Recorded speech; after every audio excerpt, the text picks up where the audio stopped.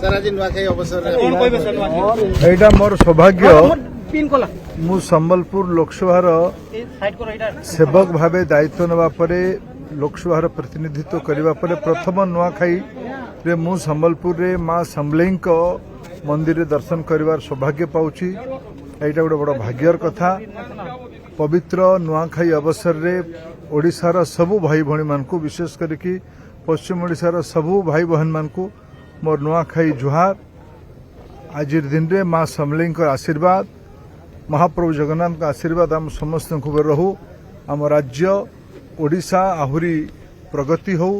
खूब शीघ्र आम राज्य रे सुभद्रा योजना भलिया गोटे महत्वाकांक्षी योजना लागू होगा जाउची।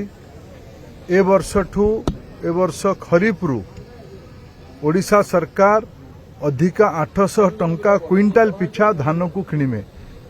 देश में 2300 टंकार धान किणा हला बेले आम राज्य ओडिशा रे 3100 टंकार धान किणा हबो। आगे जुगान्तकारी पदक्षेप भारतीय जनता पार्टी सरकार ओडिशा रे नैची।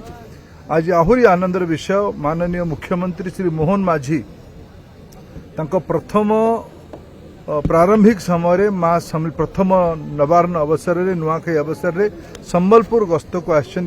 संबलपुर मां समलेई प्रांगण रे दर्शन सरला। आज एठी से नवारण प्रसाद नेबे। एटा हम समस्त गौरवर दिन।